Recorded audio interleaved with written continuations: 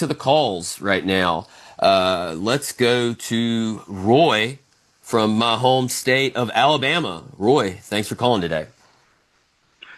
Thanks, Bradley. Yeah, just like Roy Moore in Alabama. You were probably good friends with him, right? I don't believe I've ever met Roy Moore. Oh, but if you had, I'm sure you would have hung out with him. Hey, I would like to make the contention that President Trump has absolutely no clue what he's doing with the situation in Iran. And I'd like to list off 10 things that he has said. I'll list them real quickly, and then you can put your happy MAGA spin on them, okay? So first one is their nuclear program is obliterated. About 1,000 times he has said, we have won the war.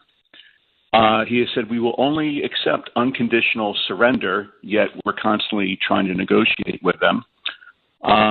We've achieved regime change. He has said that multiple times. He seems to confuse personnel change with regime change.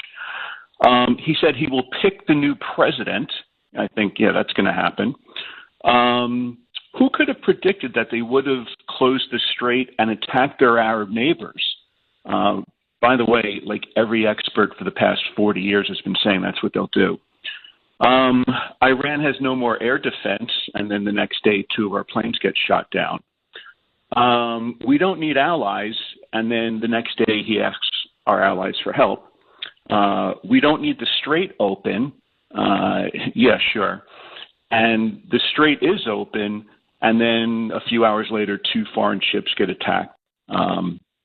So that's just 10 things right there. But I'm sure he's a stable genius, and he has complete control over what's going on. What do you think, Bradley? Thanks for calling, Roy. Look, nothing. I didn't hear anything there that was egregious.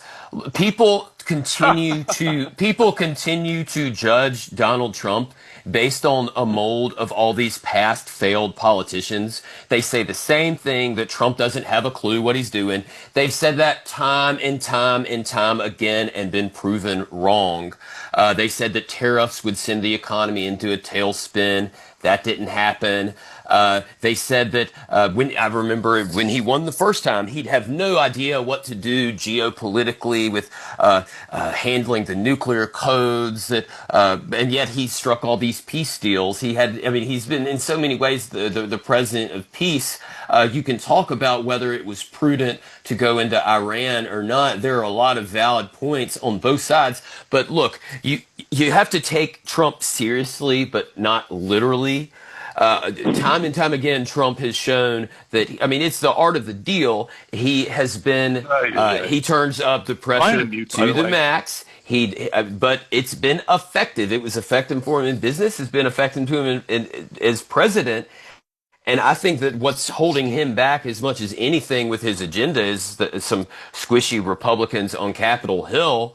But look, I actually do feel like in Iran right now, we are heading towards peace. There's anytime you have some type of an engagement like this, call it a war, call it whatever you want, there's always a risk. There's no such thing as a sure thing.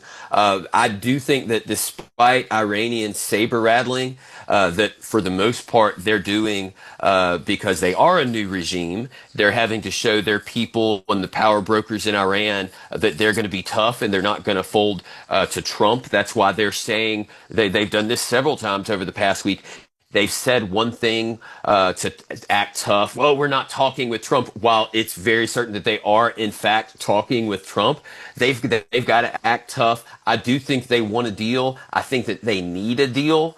The long-term ramifications of this war, I believe, will be absolutely in America's interest if they can wrap it up over sometime over the next several days and weeks. I think that there might even be a move away from energy moving through the Strait of Hormuz. I think around the globe, more people are going to look other places to get their energy, probably even the United States.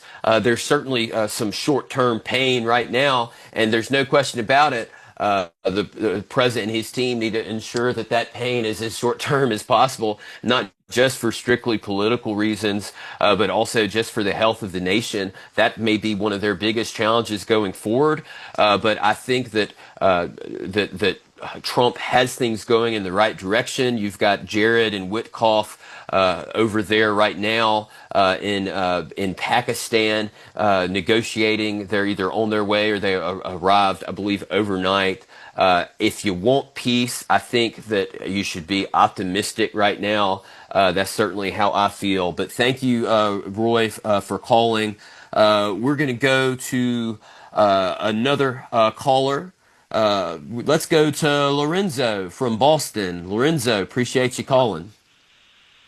Hey, thanks, Bradley. I don't know what Roy's name was the last time he called or whatever, but someone needs to give that guy some brain food. Anyways, I got to give you